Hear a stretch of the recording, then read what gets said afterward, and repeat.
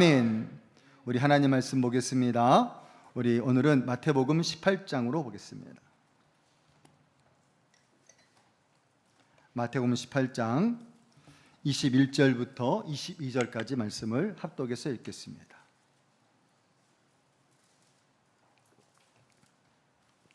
제가 가진 성경으로 신약성경 31쪽에 있습니다. 불편하신 분들은 앞에를 보시면 되겠습니다. 찾으셨으면 아멘 해보세요. 네, 우리 함께 같이 읽겠습니다. 시작. 그때 베드로가 나와 이르되 주여, 형제가 내게 죄를 범하면 몇 번이나 용서하여 주리이까? 7번까지 하오리까? 예수께서 이르시되 내게 이르노니 7번뿐 아니라 7번을 70번까지라도 할지니라. 아멘. 네, 오늘은 마태복음 18장 말씀을 통해서 사랑받는 사람답게라는 제목으로 하나님 말씀 전하겠습니다. 먼저 옆에 바라고 주 안에서 기쁘게 이렇게 인사 나누면 좋겠습니다. 옆에 사람을 얼굴 보시면서 기쁘게 여러분 인사해 주시기 바랍니다. 참 잘하셨습니다. 네, 환영하고 축복합니다. 환영하고 축복합니다. 네.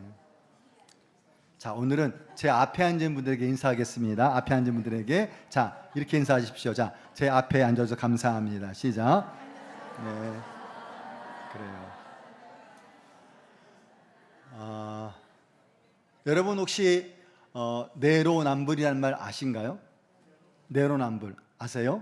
네, 여러분 이 말은 정식 사자성어는 아니지만 우리 한국 사회에 널리 쓰여지는 신조어이기도 하죠. 그래서 여러분 이 말의 뜻이 뭡니까? 내가 하면 뭐예요? 로맨스. 남이 하면 뭡니까?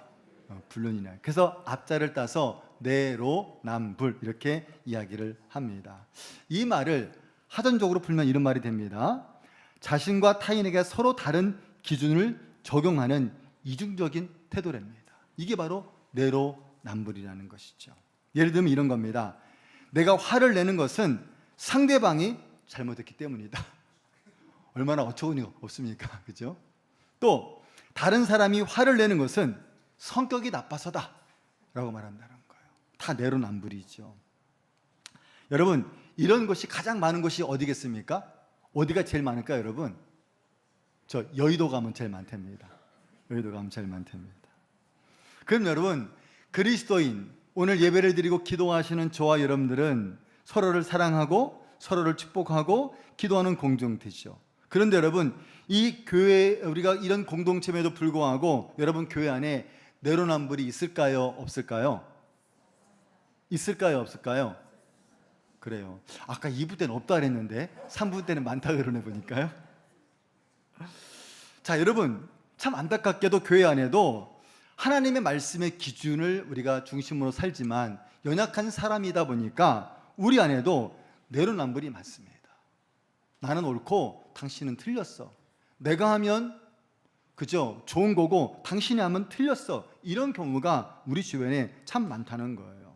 제가 여러분들에게 이번 7월달, 8월달 여름 특집으로 여러 가지 주제를 설교를 말씀을 드렸어요. 그 중에서 여러분 7월달에 여러분들에게 제가 특별히 그 7월달에는 그리스도인들의 기본적인 신앙생활에 필요한 부분들을 언급을 했습니다. 그 중에 첫째가 바로 뭐냐면 예배, 감격의 사명으로 가자.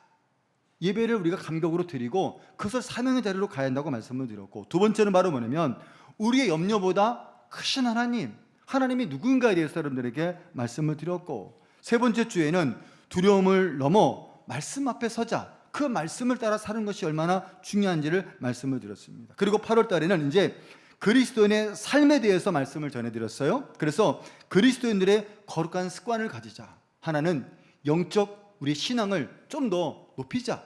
그리고 두 번째는 뭐였습니까? 우리의 삶에 뜨겁게 서로 사랑하자라고 말씀을 드렸습니다.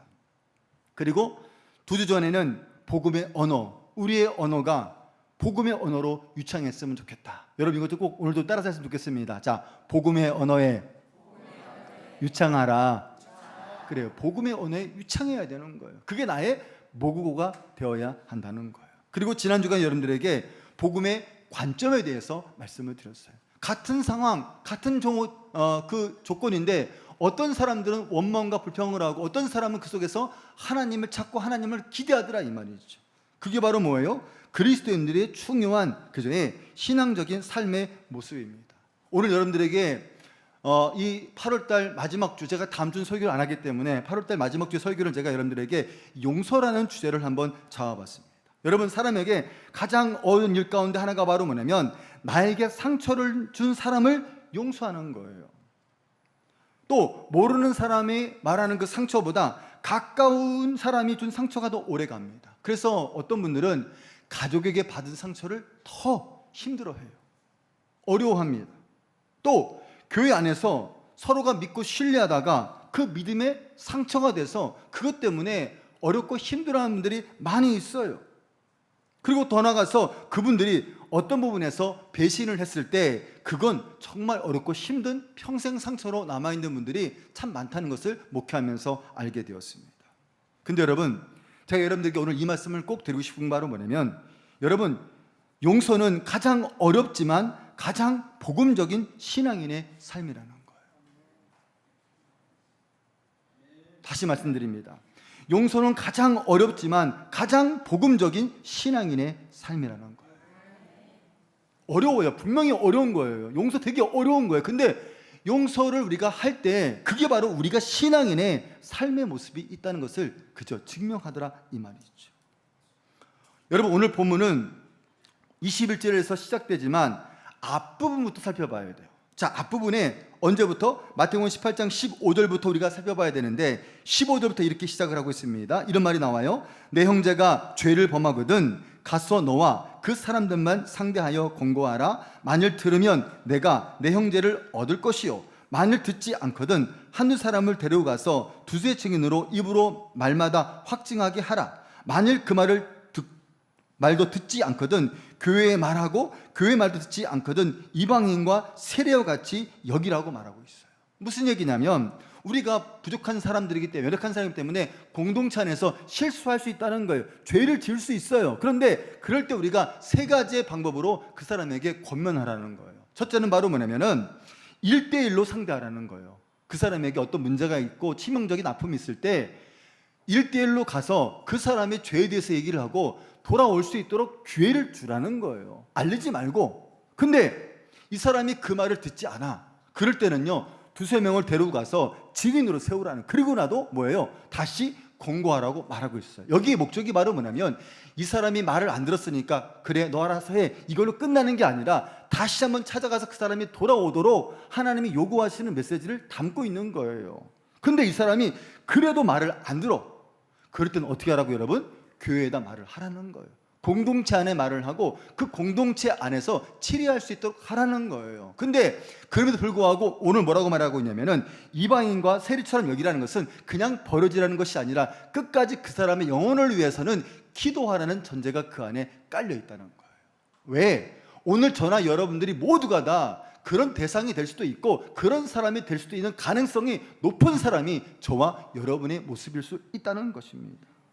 자, 근데 여러분, 오늘 이야기가 여기서 끝나는 것이 아니라 그 이야기를 들었을 때 베드로가 이렇게 말하는 거예요. 그게 오늘 마태복음 18장 21절 말씀입니다. 이렇게 말합니다. 주여, 형제가 내게 죄를 범하면 몇 번이나 용서하여 주리이까? 이렇게 말하는 거예요. 몇 번이나 용서하면 됩니까? 상대방이 나한테 죄를 졌을 때 공동체 안에서 내가 그 사람에게 몇 번 용서하면 됩니까? 라는 것을 예수님께 묻고 있어요. 그러면서 뭐라고 말합니까? 7번까지 하오리까? 이렇게 말하고 있어요. 근데 여러분, 베드로가 지금 7번까지 말하는 건 상당히 높은 수준의 신앙이에요. 왜냐하면 그 유대 사회의 용서의 개념은 딱 3번입니다. 3번. 3번이에요. 우리는 몇 번 하죠? 용서? 우리 몇 번 합니까?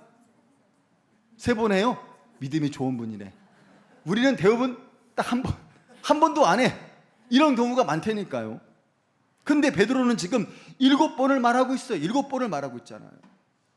그러니까 베드로 입장에선 이런 말이죠. 내가 7번이면 예수님이 충분히 그 말을 납득하시겠다라는 생각을 가진 거죠. 그래서 7번을 말한 거죠. 그 당시의 시대의 정황과 기준에 그저 훨씬 더 높게 얘기를 하고 있으니까.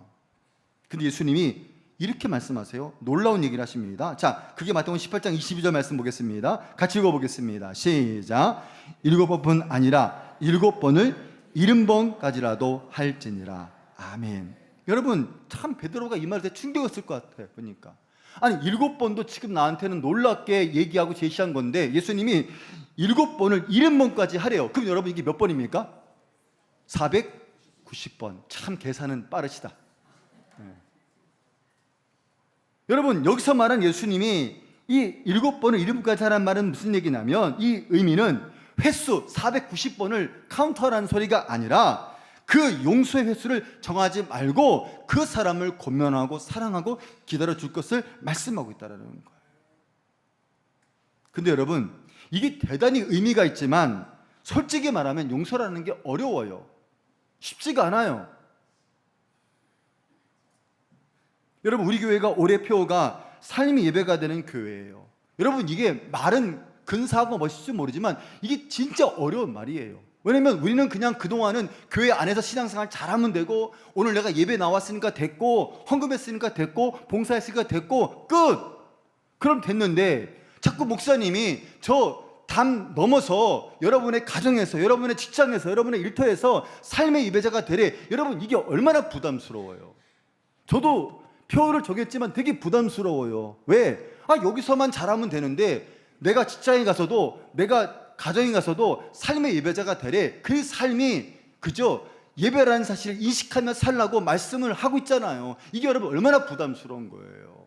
그러니까 여러분 예수님이 하신 이 용서에 관한 이야기가 어찌 보면 부담스러운 일이고 어떻게 보면 엄청난 영적인 힘이 필요하더라 이 말이죠.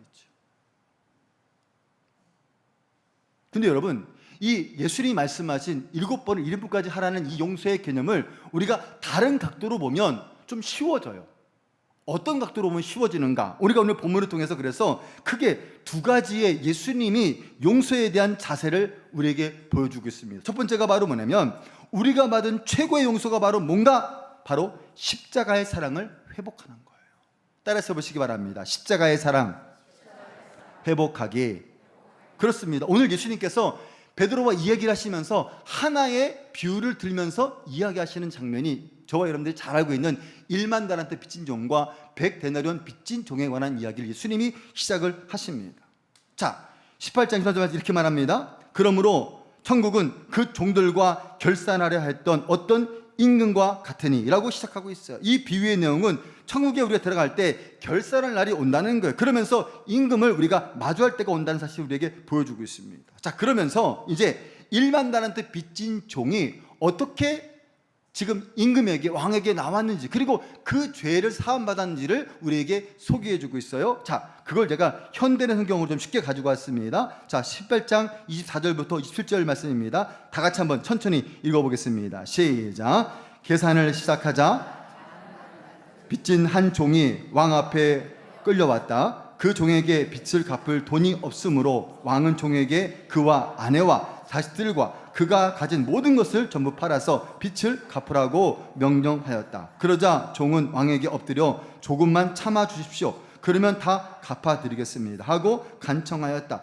그래서 왕은 그를 불쌍히 여겨 그 빚을 모두 면제해 주고 놓아 주었다. 아멘. 이게 여러분 지금 1만 달란트 빚진 종이 임금한테 와서 자기의 모든 삶을 그 힘들고 어려운 것들을 고백을 하면서 이야기할 때 지금 임금이 어떻게 했습니까? 그 빚을 다 탕감해 주었다라고 말하고 있어요. 근데 여러분 우리가 이 본문에서 주목할 것이 바로 뭐냐면 이 1만 달란트 빚진 이 종의 모습과 또 하나는 이 사람이 나가서 만나는 100데나리온 빚진 사람에 대한 이 빚에 관한 이 계산적인 이 산수적인 이익을 우리가 좀 알아야 되는 거예요.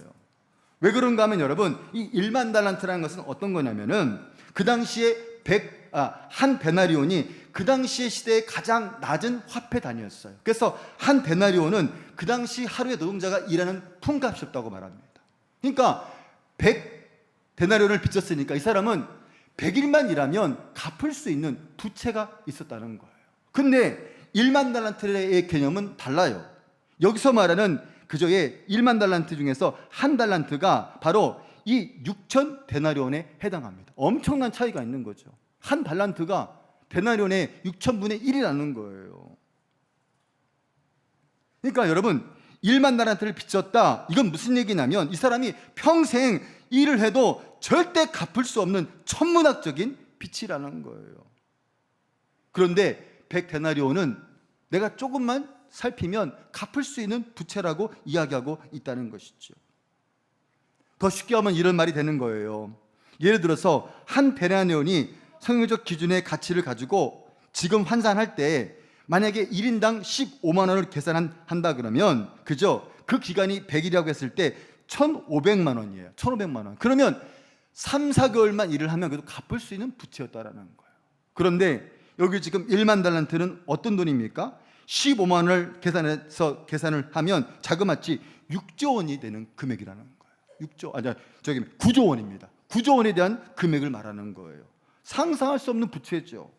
여러분, 이 금액은 대한민국의 대도시의 1년 예상 중에 그런 규모라고 말씀드릴 수 있고, 또 로또의 1등에 20억 당첨됐을 때 자그마치 3,000번을 당첨해야지만이 갚을 수 있는 그런 부채라는 거예요. 여러분, 상상이 갑니까? 여러분, 큰 돈을 어떻게 갚을 수 있어요? 근데 1만 달란트 그 빚이 있는 이 종이 왕에게 나와서 이렇게 말하잖아요. 조금만 참아주십시오. 그러면 제가 갚아드리겠습니다. 근데 왕이 이 지금 빚진 종을 어떻게 봤다고 성경에 말하고 있습니까? 불쌍히 여겨. 여러분 따라서 한번 해보시기 바랍니다. 불쌍히 여겨. 그래, 이게 되게 중요한 거예요. 여러분, 여기서 불쌍히라는 말은 무슨 얘기냐면 마음 깊은 곳에서 우러나오는 긍휼을 말하는 거예요. 마음 깊은 곳에서 그 사람을 진짜 긍휼히 보는 마음이 생겼다는 거예요. 그래서 왕이니까 이 엄청난 금액을 다 갚지 않아도 된다, 이렇게 얘기했던 것입니다. 여러분, 그거 아셔야 돼요. 우리가 오늘 1만 달란트 가장 중요한 의미는 뭡니까? 이 엄청난 부채는 어떤 의미를 말합니까? 오늘 저와 여러분들이 하나님 앞에 나아갈 수 없는 우리의 엄청난 죄, 내가 스스로 뭔가를 노력해도 절대로 갚을 수 없는 엄청난 큰 죄, 이 죄를 오늘 우리에게 말하는 거예요. 그런데 오늘 임금이 하나님께서 자기의 아들을 통해서 오늘 저와 여러분들을 예수 그리스도의 십자가 안에서 그 모든 조건 없이 저와 여러분들을 용서하신 줄로 믿습니다. 그게 바로 뭐예요? 1만 달란트 빚진 종의 가장 중요한 의미라는 거예요. 그래서 여러분, 성경은 우리에게 뭘 말씀하고 있는가? 저와 여러분들이 구원받은 것이 어떤 자격이 있어서 어떤 그저에 똑똑해서 잘나서 돈이 많아서 그게 아니라는 거예요. 성경은 철저하게 우리에게 뭘 말씀하고 있는가? 그것이 하나님의 은혜이며 하나님의 메시지고 하나님의 갖고 있는 복음의 중심이라고 우리에게 말씀하는 거예요. 자, 바울이 말합니다. 로마서 5장 8절 말씀, 우리가 아직 죄인 되었을 때에 그리스도께서 우리를 위하여 죽으심으로 하나님께서 우리에 대한 자기의 사랑을 확증하셨느니라. 아멘. 우리가 죄인 되었을 때 자격이 있어서 그런 것이 아니라 자격이 없는 죄인임에도 불구하고 그리스도께서 우리를 위해서 죽으심으로 하나님이 자기 사랑을 확증하셨대요. 자, 여러분, 이 말을 요한 1서에 가면 요한이가 하나님이 어떤 분인가를 언급할 때 이야기를 합니다. 자, 요한 1서 4장 7절 8절 이렇게 말합니다. 사랑하는 자들아, 우리가 서로 사랑하자. 사랑은 하나님께 속한 것이니 사랑하는 자마다 하나님께로부터 나서 하나님을 알고 사랑하지 아니하는 자는 하나님을 알지 못하나니 이는 하나님은 무엇이라고요? 사랑이십니다. 자, 그런데 그 사랑을 이렇게 구체적으로 표현하고 있어요. 그게 4장 9절 다음 절입니다. 같이 한번 읽어보겠습니다. 시작. 하나님의 사랑이 우리에게 이렇게 나타난 바 되었으니 하나님이 자기의 독생자를 세상에 보내심은 그로 말미암아 우리를 어떻게 해요? 살리려 하심이라. 아멘. 오늘 1만 달란트 빚진 종의 가장 중요한 문제가 바로 엄청난 부채를 갚을 수가 없었는데 임금에게 나가서 은혜를 구했더니 그 임금이 모든 것을 탕감해 주었어요. 그게 복음이고 그것이 하나님의 은혜라는 줄로 우리가 믿습니다. 우리가 죄인이었을 때 우리는 결코 하나님께 나아갈 수가 없었어요. 그런데 하나님이 자기의 아들을 통해서 세상에 보내셔서 우리를 살리게 하시는 것, 이것이 바로 뭐예요? 하나님의 마음이고 하나님의 사랑이라고 우리에게 고백하고 있다는 거예요. 여러분, 복음은 다른 게 아니에요. 그래서 근데 여러분, 오늘 저와 여러분들이 이 용서라는 개념을 좀 다른 각도에서 생각하셔야 돼요. 뭐냐면 우린 자꾸 용서를 누군가 내가 실수했을 때 용서해 주지까지 거 이렇게 생각하는데 사실 근본적인 용서의 개념은 그런 개념이 아니에요.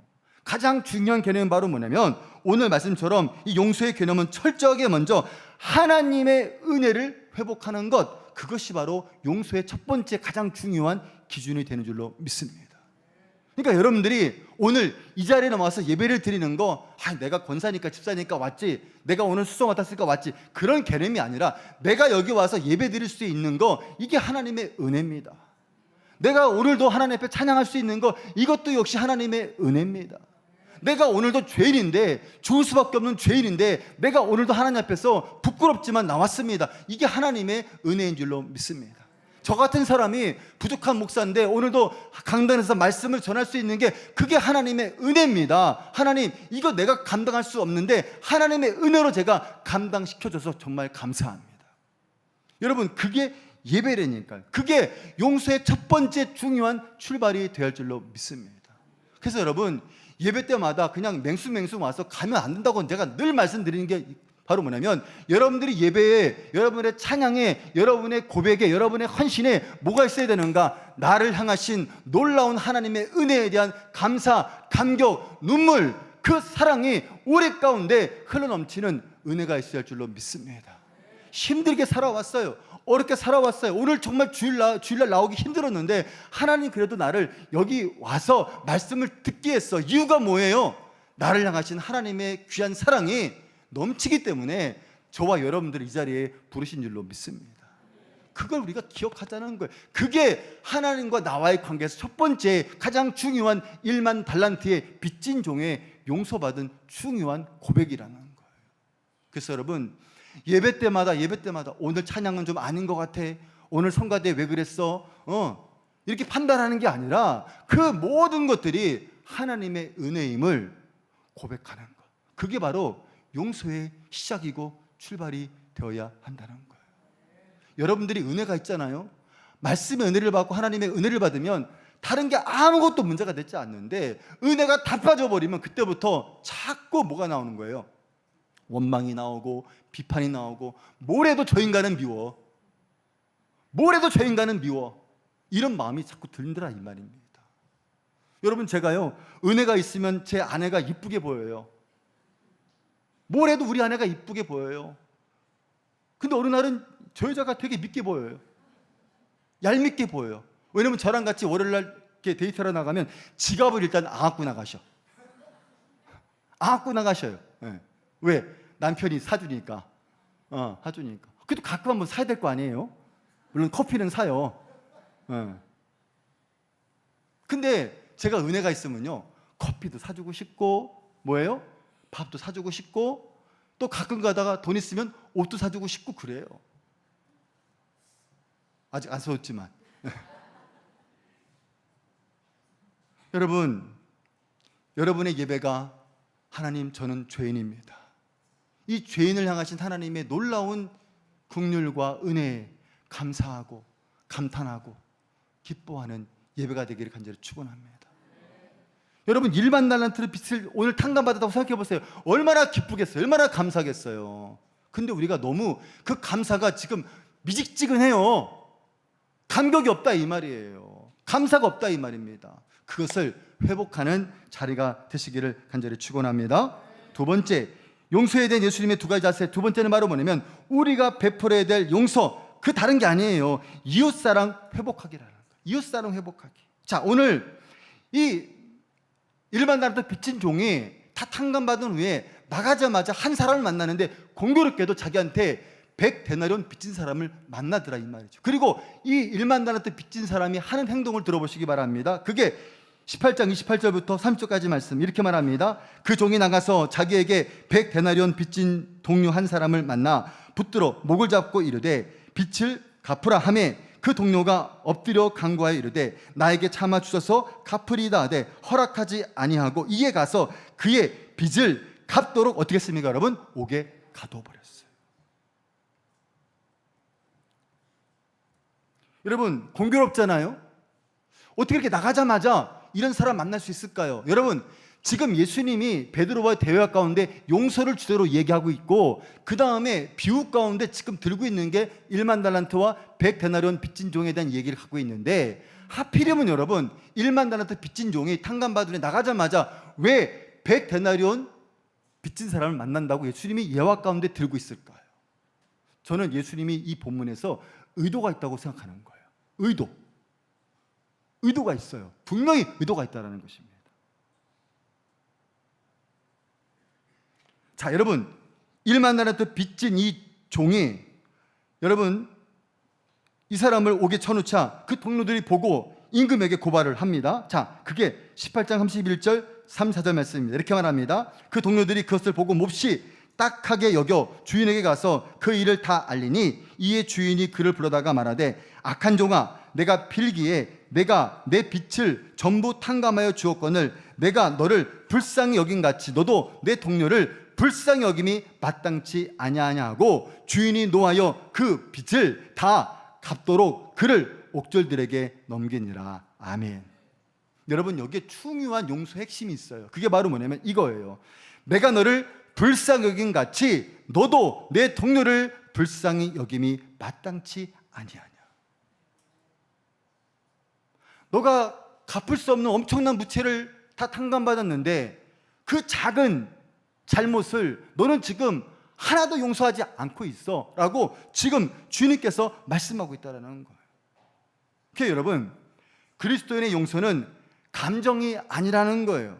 바로 은혜에서 시작된다는 거예요. 무슨 말이냐면, 내가 저 사람을 용서받을 만한 사람인가를 묻기 전에 나는 하나님께 얼마나 큰 용서를 받았는가를 끊임없이 점검하고 확인해야 한다니까요.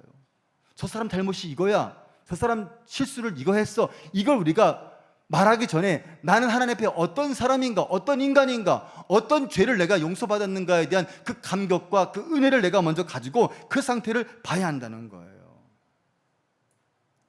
제가 여러분 이 설교를 사실 7월 달부터 준비를 하면서 제가 설교를 준비하면서 딱 떠오른 설교 제목이 하나가 있었어요. 그게 바로 뭐였냐면, 여러분 참 지난주부터 이상한데 미워도 다시 한 번이었어요. 원래 설교 제목은 제가 어제까지 이거였어요. 미워도 다시 한 번. 근데 이렇게 본문을 제목을 써내니까 너무 이게 해상적인 것 같고 영화 포스터 제목 같아가지고 제가 목사님들하고 좀 상의를 했어요. 그래서 오늘 나온 제목이 바로 뭐냐면 이거예요. 사랑받는 사람답게. 이렇게 제가 바꾸게 된 거예요. 여러분, 제가 왜 미워도 다시 한 번의 생각이 났을까요? 이유가 바로 뭐냐면, 말씀드린 대로 오늘 본문의 비유 가운데 예수님이 용서에 관한 이야기를 하면서 1만 원짜리 빚진 종이 100데나리온 빚진 종을 만났을 때 그 과정을 보면 예수님의 의도가 있다고 말씀을 드렸어요. 의도예요. 의도. 그렇죠? 그 말은 무슨 얘기입니까? 내가 용서받았는데 나는 과연 그저 사사롭게 잘못하는 사람에 대해서 수용할 수 있고 용서할 수 있는가에 대한 이야기를 가지고 있더라 이 말이죠. 여러분, 그 좋은 예가 바로 요셉이에요. 여러분, 요셉이 형들에 의해서 비참하게 노예로 끌려갑니다. 그리고 포디발 장군 집에서 아내의 유혹 때문에 나중에는 감옥까지 내려가죠. 끝난 거예요. 인생 끝난 거예요. 이제 요셉은 살아날 기회가 없어요. 인생 끝났어요. 그러니 그 출발점이 형들이 얼마나 미웠겠어요. 얼마나 괴로웠겠습니까? 그런데 그 과정에서 꿈을 풀어주고 그 다음에 애굽이라는 엄청난 나라에 그가 총리가 됩니다. 그리고 풍년 때에 잘 준비해서 흉년을 대비하고 형들이 이제 곡식을 가지러 그 앞에 오지요. 여러분, 솔직히 말해보세요. 그럴 때 형들이 미웠을까요? 안 미웠을까요? 여러분 같으면 어떻겠어요? 미웠겠어요? 안 미웠겠어요? 저 같아도 미웠을 것 같아요. 너희들이 날 팔았지. 어떻게 형들이 그럴 수가 있어? 배신을 때려? 아마 그런 마음이 원망이 엄청나게 많았을 것 같아요. 그 가족 간의 이 상처가 얼마나 커요.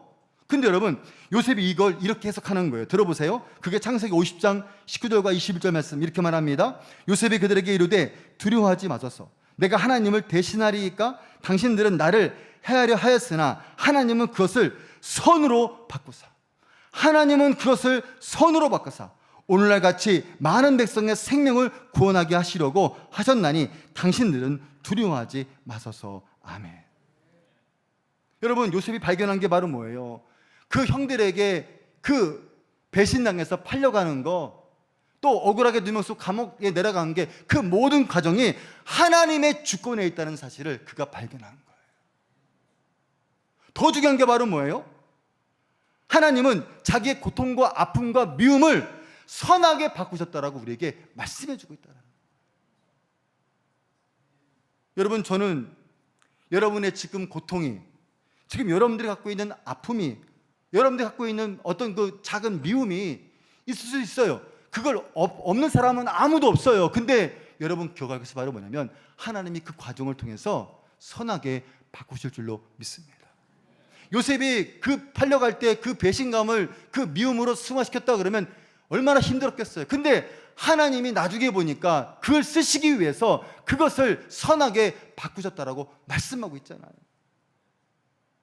여러분들이 가지고 있는 지금의 고통, 여러분들이 가지고 있는 가장 큰 문제, 여러분들이 가지고 있는 질병, 여러분들이 가지고 있는 그런 그저의 미움들이 하나님이 그 과정을 통해서 선하게 쓰시기를 간절히 기도하는 저와 여러분 되기를 간절히 축원합니다.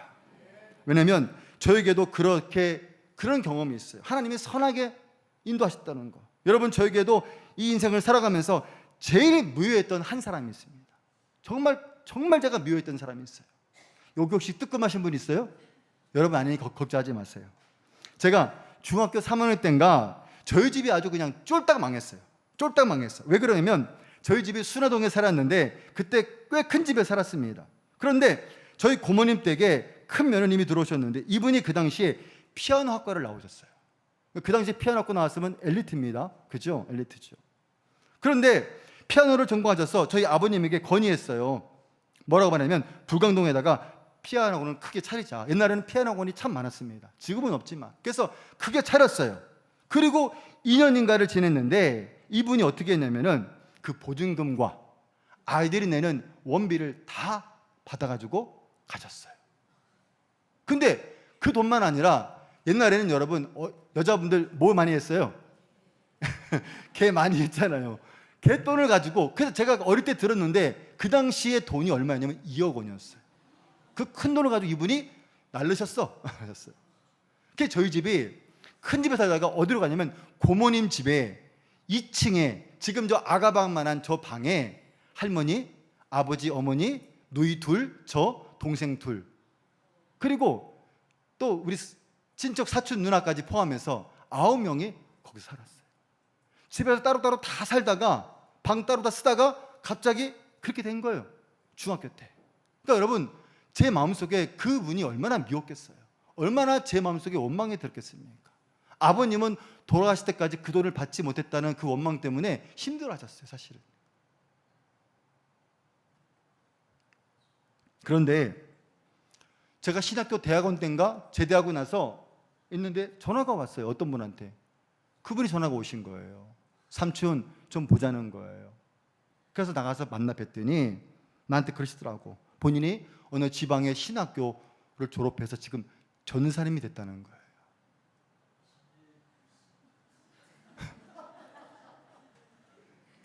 호당로님만 아멘 하셨어요? 네. 그러면서 저한테 하신 말씀이 삼촌 미안하다고 용서하라고 그러더라고요. 그래서 제가 용서했어요. 왜? 용서하지 않고 미워하면 내가 너무 힘들잖아요. 그리고 지금 이 설교를 제가 못했을 것 같아요. 할 수가 없죠. 내 마음속에 용서가 안 됐는데 용서를 내가 어떻게 하겠습니까? 말은 쉽지만 참 어려운 과정이죠. 여러분, 저는 그래서 쫄딱 망해본 경험이 있기 때문에 가난하게 산 게 뭔지를 알아요. 정말 힘들게 사는 게 뭔지를 알아요. 그래서 제가 목회할 때 물론 강남에 있는 분도 보기도 하고 뭐 중산층도 보지만 또 가난한 분들이 많이 있잖아요. 그런 분들이 얼마나 힘들고 어려운지를 제가 살아봤기 때문에 아는 거예요. 이론적으로 살아본 게 아니라 내 삶 속에 살아봤기 때문에 그것이 얼마나 힘들고 어려운지를 알아요. 그래서 저는 오늘도 고백해요. 하나님이 저의 어려움을 통해서 선으로 바꾸셨다. 이걸 제가 깨닫게 된 거예요. 그 당시에는 원망이 되고 그 당시에는 힘들고 그 과정은 너무나 고통스러웠지만 지나고 나니까 하나님이 그걸 저에게 선하게 바꾸신 줄로 믿습니다. 전 여러분들의 인생에도, 여러분의 삶에도 그런 은혜가 있기를 간절히 축원합니다. 여러분, 교회 안에 참 이런 거 많잖아요. 우리가 보이지 않게 어떤 사람은 저 사람 미워서 마음이 힘들고, 어떤 분들은 미움받는 그 느낌 받아서 또 그게 괴로워. 교회 안에 이런 게 진짜 많이 있어요. 왜? 교회는 영적인 가족이다 보니까, 가깝다 보니까 다 날 것이 보이거든요. 우리 집에 가면 다 날 것이 보이잖아요. 적나라하게 보이잖아요. 교회도 그래요. 교회도 그래요. 근데 여러분, 이럴 때 우리가 할 게 바로 뭐냐면, 우리가 다시금 하나님의 은혜, 하나님의 복음의 그 십자가의 은혜를 기억하고 오늘 주시는 주님의 말씀을 기억하면서 따라서 보시기 바랍니다. 미워도 다시 한번, 자, 옆에 사람을 향해서 이렇게 말씀해 주세요. 자, 미워도 저를 다시 한번 봐주세요. 시작. 어떤 사람은 가족 안에서 아빠에게 받은 상처, 엄마에게 받은 상처, 형제에게 받은 상처가 지금도 헤어나오지 못하는 분들이 많아요. 어떤 분들은 이제 우리 어른들 많잖아요. 부모님 다 돌아가시면 남이 돼. 안 만나. 왜? 그 과정이 너무 힘들고 상처받았다는 거죠. 어떤 사람은 직장에 가서 관계가 너무 힘들어. 부장님이 힘들고 과장님이 힘들고 그 사람이 교회 집사님이고 장로님이래, 권사님이래. 미치는 거지 그냥. 용서가 안 돼, 미워가지고. 교회 안엔 더 어려워요. 여러분, 그럴 때마다 우리가 잊지 말 게 바로 이거예요. 우리 몇 주 전에 봤죠? 에베소서 4장 32절 말씀 같이 읽어보겠습니다. 자, 시작. 서로 친절하게 하며 불쌍히 여기며 서로 용서하기를 하나님이 그리스도 안에서 너희를 용서하신 같이 하라. 아멘. 여러분, 오늘 바울이 우리에게 기준을 뭐라고 말하면, 너의 기준에서 보지 말고 하나님의 기준에서 서로 사랑하고 긍휼히 여기고 서로 불쌍히 보라고 우리에게 말씀하고 있다는 거예요. 저와 여러분들의 수준을 여기에 낮추는 것이 아니라 하나님의 수준에 맞춰서 우리가 살도록 우리에게 말씀해 주고 있다는 거예요. 여러분, 속상한 게 많죠? 서운한 것도 있죠? 미워할 수 있어요. 미움이 없다는 건 거짓말이에요. 근데 중요한 게 바로 뭐예요? 하나님은 그럼에도 불구하고 우리가 하나님께 받은 그 사랑, 그걸 기억하고 그 과정에서 선하게 바꾸실 것을 기대하고 소망하는 저와 여러분이 되기를 간절히 축원합니다. 용서받은 은혜가 내게 안에 멈추면 원망이 돼요. 그러나 다른 사람에게 흘려보내면 그것이 바로 복음이 되는 줄로 믿습니다. 결론을 맺겠습니다. 오늘 예수님은 이 비유의 결론을 이렇게 말씀하십니다. 마태복음 18장 35절 말씀, 너희가 각각 마음으로부터 형제를 용서하지 아니하면 나의 하늘 아버지께서도 너희에게 이와 같이 하시리라. 무슨 말이에요, 여러분? 그냥 말로만 용서한다, 그게 아니라 내 생각과 의지와 감정과 인격을 다 들여서 진짜 하나님께부터 용서를 우리가 해야 한다. 근데 그 용서는 내 의지 갖고 하는 것이 아니라 하나님께로부터 그 용서가 있을 때, 감격이 있을 때 자연적으로 그 용서가 흘러갈 줄로 믿습니다. 여러분, 그거 아셔야 돼요. 용서는 누굴 위해서 하는 게 아니에요. 용서는 자기를 위해서 하는 거예요. 내가 그 사람이 미워서 내가 힘들면 내가 괴롭잖아요. 하나님이 그걸 보기가 너무 힘드신 거예요. 그래서 원수를 사랑하라고 하신 거예요. 이유가 뭐야? 원수가 좋아서가 아니라 그 사람을 내가 미워하면 내가 힘드니까, 내 사랑하는 자녀가 힘들어하는 꼴을 못 보니까 그 사람을 사랑하라는 거예요. 그래서 여러분, 용서는 자기를 위한 거예요. 자기 회복을 위한 거라고요. 여러분, 한 주간 동안 시간을 드릴게요. 혹시 용서하지 못하신 분이 있으시면 연락하세요. 문자 드리세요. 식사하세요. 또 받으시는 분도 싫어 그러지 말고 너를 때 정말 공동체 안에서 그 말 한마디 사랑으로 우리가 받도록 하면 좋겠습니다. 이번 주에 저한테 전화가 제일 많이 올 것 같아요. 용서에 관한 세 가지 적용을 말씀드리고 마치겠습니다. 용서는 내가 받은 은혜의 반응이라는 거예요. 내가 받은 그 은혜의 반응, 내가 용서하는 게 아니라 하나님의 용서를 받았을 때 용서가 되는 거예요. 그게 반응이에요. 두 번째, 보복할 권리를 하나님께 맡기는 거예요. 내가 하는 것이 아니라 하나님께 맡기는 거예요. 세 번째, 상처 준 사람과 나 자신 모두가 다 자유를 주는 거예요. 저는 우리 공동체가 하나님께로부터 용서를 받고 그 받은 것들을 같이 나눌 수 있는 건강한 우리 성도들이 되시기를 간절히 바랍니다. 그 수준이 하나님의 기준에 맞추어 살아갈 수 있는 자리가 되기 바라고, 말 한마디, 눈빛 하나, 마음 하나도 우리가 진실되게 용서의 마음으로 구하고 받아주고 끌어안고 손잡아주고 그런 공동체가 되기를 간절히 바랍니다. 자리에서 일어나시겠습니다. 오늘은 그 사랑 얼마나라는 찬양입니다. 여러분, 우리가 용서를 말하지만 그 용서 안에 뭐가 필요하다고요? 그리스도의 사랑이 필요해요. 하나님의 사랑이 채워질 때 그 사랑이 얼마나 귀하다는 것을 알 때 우리가 용서할 수 있는 거예요. 그래서 우리가 첫 번째로는 하나님의 그 사랑이 얼마나 귀한지를 발견하는 자리가 되기를 소원합니다. 하나님 부르고 기도하겠습니다.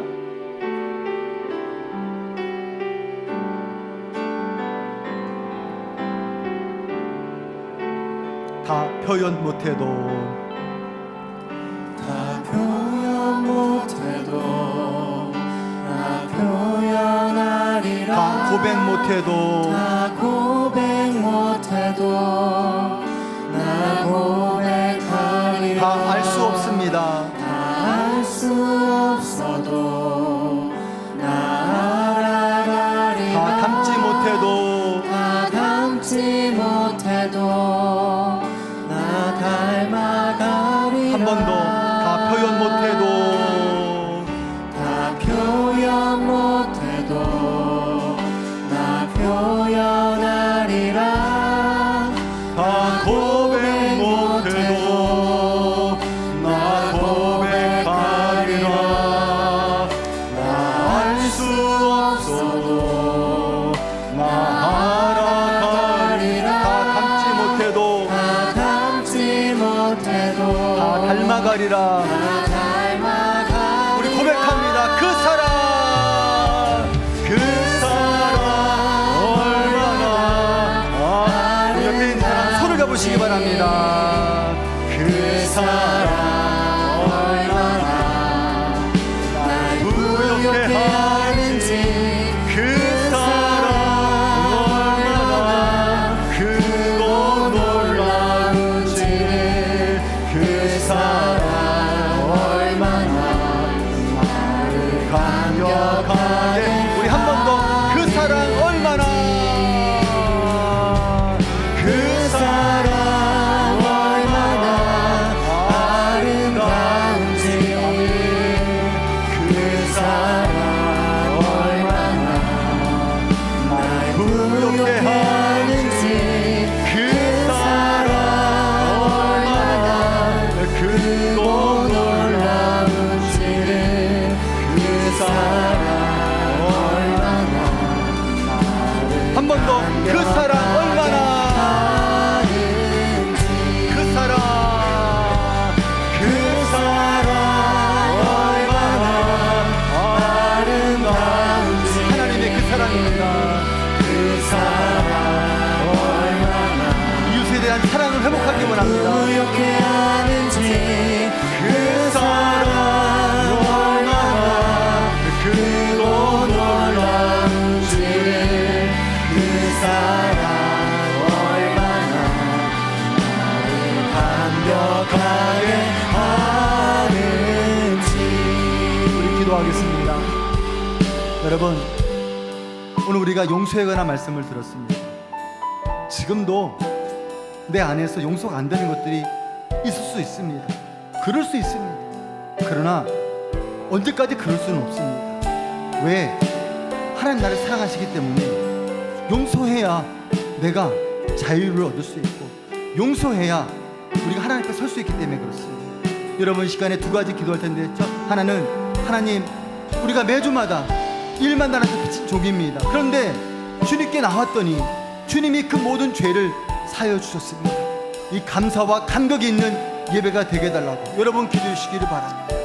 두 번째로는 100데나리온, 우리 주변에 있는 사사로운 우리 남편에게, 우리 아내에게, 또 우리 이웃에게, 성도에게 그 잘못을 우리가 용서하지 못한 그 미움의 마음이 있다 그러면 주님, 그 마음을 다시 우리가 품고 하나님 앞에 기도하며 용서를 구하고 용서를 하고 함께 할 수 있는 믿음의 귀한 공동체가 되게 해달라고 우리 시간에 통성으로 기도하겠습니다.